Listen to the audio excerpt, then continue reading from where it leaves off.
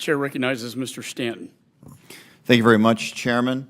Thank you to each of our panelists for your bravery and dedication, service to our country, and in evacuating American citizens and our Afghan allies in incredibly dangerous circumstances. Your work and the work of thousands of combat veterans saved many, many lives, and this body owes you a huge debt of gratitude. But for tens of thousands of our Afghan allies who we brought to the United States, their arrival was also the start of a nearly 2-year-long bureaucratic purgatory, one that has left them without permanent legal status.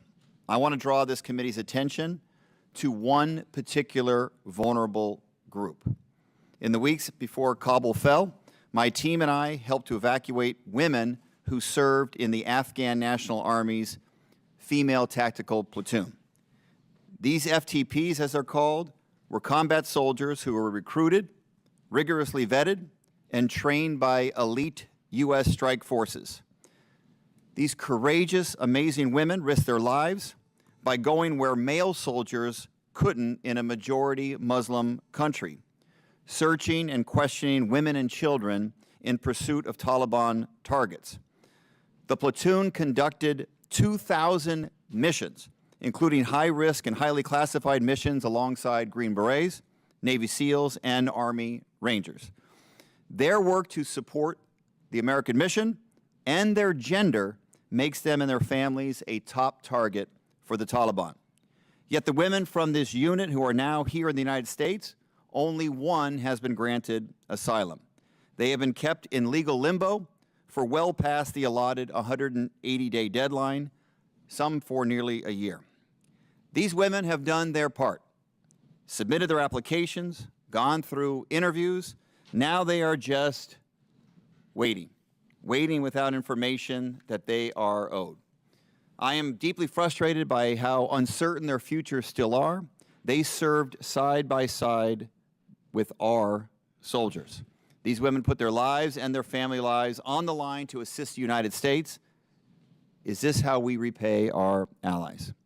In August, tens of thousands of evacuees, including FTPs, will have been here for nearly 2 years and will lose their parole status. It is a moral failing that despite broad and bipartisan support, Congress cannot come together to pass the Afghan Adjustment Act to fix this and give these FTPs and thousands of others certainty and stability. Ms. Mackler, in your testimony, you touched upon the importance of passing the Afghan Adjustment Act. You also mentioned the work your colleagues are doing with FTPs here in the United States. If Congress does not pass the Afghan Adjustment Act and does not provide legal residence pathways to FTPs and other evacuees, what could happen to your clients and evacuees like them? Thank you for the question, Congressman. One of the FTP commanders works with me at IARC, working on helping Afghans resettle in New York State, and is one of the ones who is still in legal limbo. So first of all, just to be clear, the AAA, the Afghan Adjustment Act, would actually extend the SIV protections to FTPs. So that's number one. If they don't, same for them as for any other Afghans who are here currently on parole status. If there is no extension of that parole and no other solutions come up, then they will be subject to deportation proceedings. They will be here without status, meaning that they will be at risk of immigration enforcement. Many of them have applied for asylum. I can't say for certainty if all of them have, but many of them have because of the vetting requirements.